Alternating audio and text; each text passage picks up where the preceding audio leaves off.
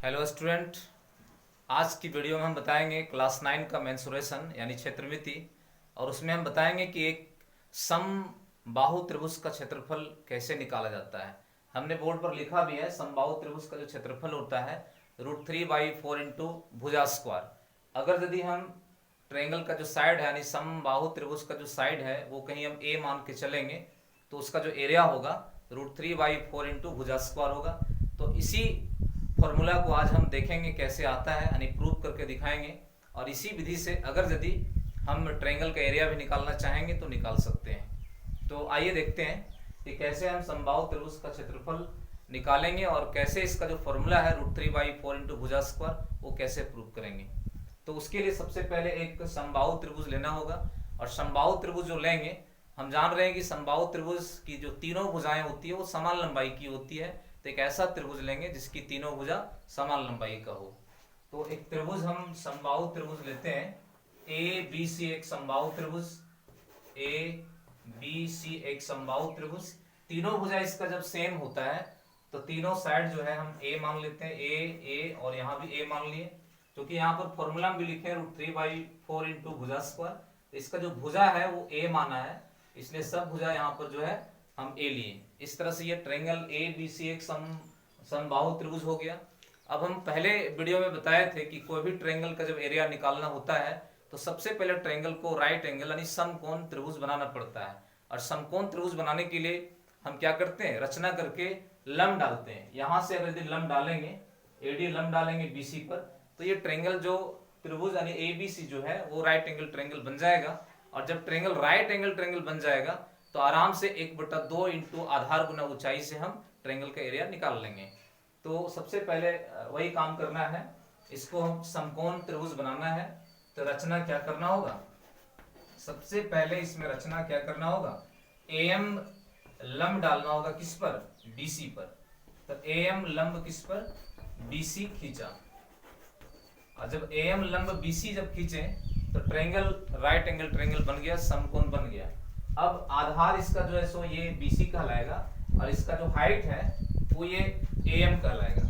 और जब हाइट और बेस दोनों मालूम हो जाएगा, जैसे बेस इसका ए है और हाइट जो है सो एच है, लेकिन हाइट जो निकालना होगा वो ट्रायंगल के यानी जो समबाहु त्रिभुज है उसके भुजाओं के पदों में निकालना होगा।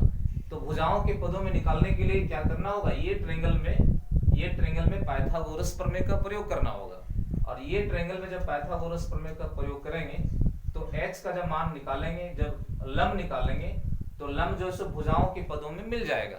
और जब लंब मिल जाएगा तो आराम से हम 1/2 गुना आधार गुना ऊंचाई से हम ट्रायंगल का एरिया निकाल लेंगे, जो आएगा √3/4 इंटू भुजा स्क्वायर।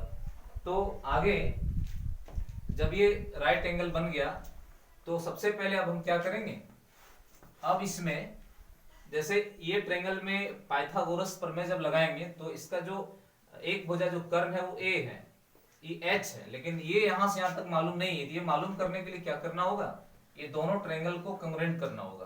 तो दोनों ट्रायंगल से चलना, ट्रायंगल ए एम बी और ट्रायंगल ए एम सी में।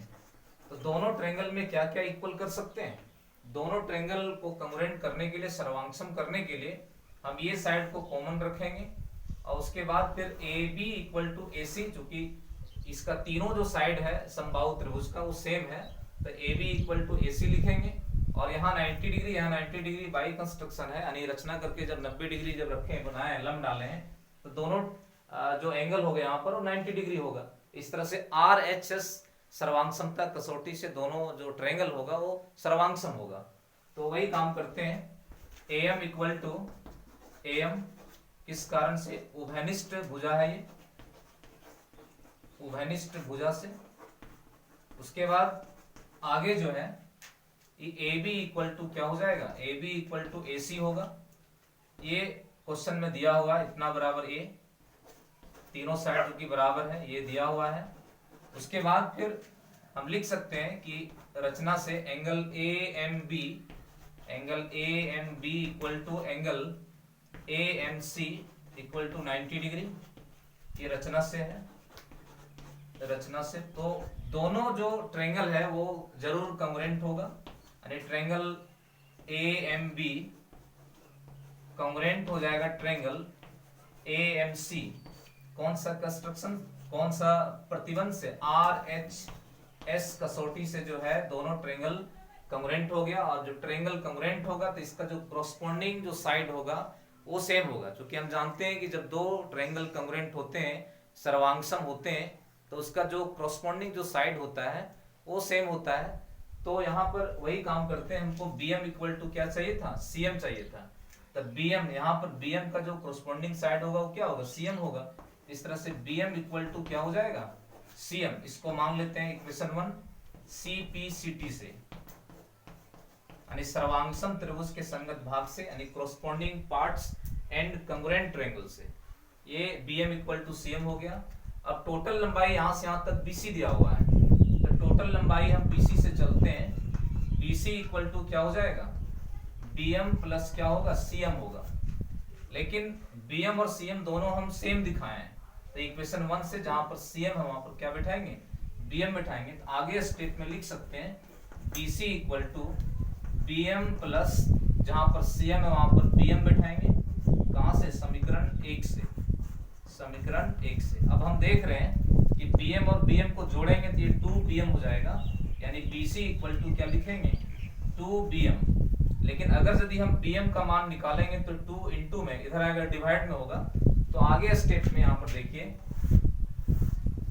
आगे क्या है कि BC का जो मान है यहाँ से यहाँ तक, यानी जो समबाहु त्रिभुज की जो भुजा है यहाँ से यहाँ तक वो A है, तो इसके जगह पर हम BC की जगह पर क्या बैठाएंगे, A बैठाएंगे। इक्वल टू इधर क्या है, 2BM। हम लोग को BM पहले निकालना था, 2 इंटू में है, इधर आएगा तो डिवाइड में हो जाएगा, तो A/2 इक्वल टू क्या हो जाएगा, BM। इस तरह से BM का मान मिल गया। और जब BM मिल गया तो अब हम ये ट्रायंगल में पाइथागोरस प्रमेय लगा सकते हैं।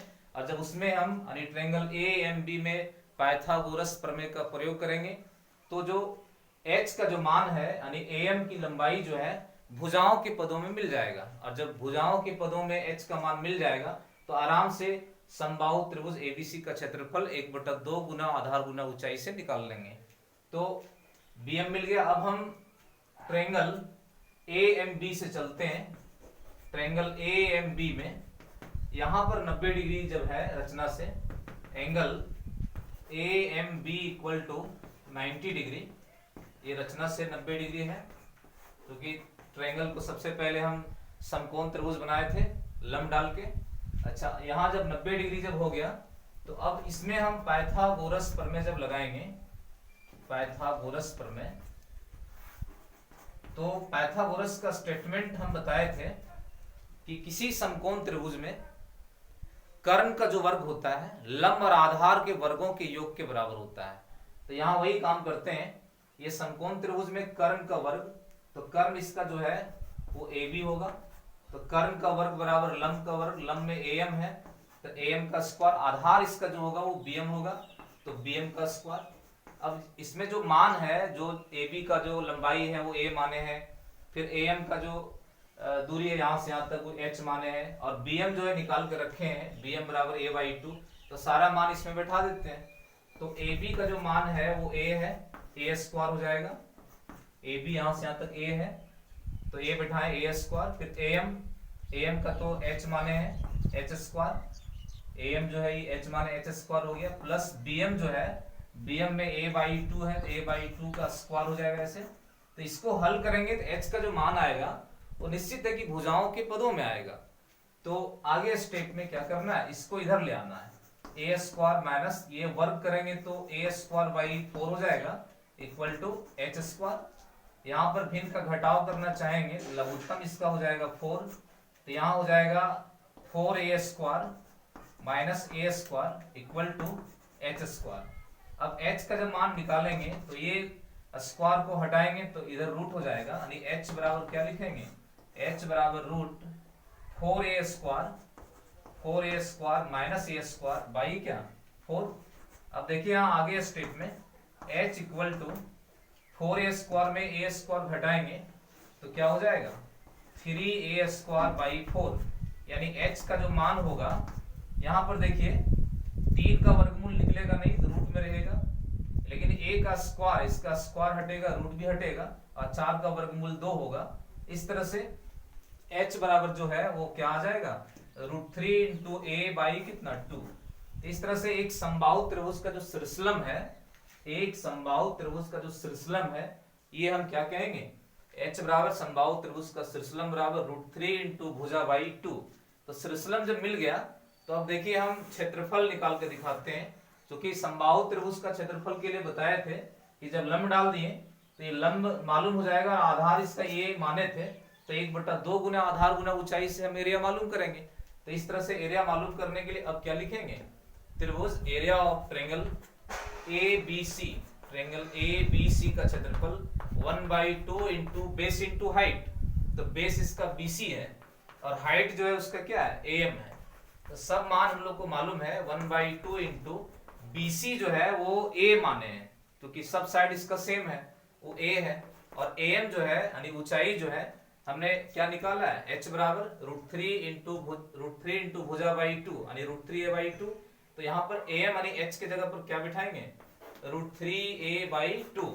अब इसको हल करते हैं तो क्या हो जाएगा, हल करते हैं √3 से 1 में इंटू करेंगे √3, a गुना करेंगे तो a² और ये 2 गुना कितना 4। इस तरह से समबाहु त्रिभुज का जो क्षेत्रफल आया वो क्या आया, √3/4 इंटू भुजा स्क्वायर। यानी हम लास्ट में लिख सकते हैं कि अतः समबाहु त्रिभुज का क्षेत्रफल क्या होगा, √3/4 इंटू a² मतलब भुजा का स्क्वायर। a माने थे तो भुजा माने थे, तो भुजा का स्क्वायर। इस तरह से हम सिद्ध कर सकते हैं एक समबाहु त्रिभुज का जो क्षेत्रफल है √3/4 इंटू भुजा स्क्वायर होगा। यदि भुजा हम a मान के चलेंगे तो क्षेत्रफल क्या लिखेंगे, √3/4 इंटू a²। तो इस तरह से हम एक समबाहु त्रिभुज का क्षेत्रफल मालूम कर सकते हैं। यदि हम फॉर्मूला से नहीं बनाना चाहते हैं, क्षेत्रफल नहीं निकालना चाहते हैं, तो ये विधि से हम एक समबाहु त्रिभुज का क्षेत्रफल मालूम कर सकते हैं। और अगर यदि फॉर्मूला से निकालना चाहते हैं तो भुजा अगर यदि दिया हुआ है, अगर यदि कोई समबाहु त्रिभुज की भुजा कहीं जैसे 6 दिया हुआ है, भुजा तीनों साइड इसका 6 होगा, तो जहां पर भुजा है A है वहां पर 6 बैठा करके हम समबाहु त्रिभुज का क्षेत्रफल निकाल सकते हैं।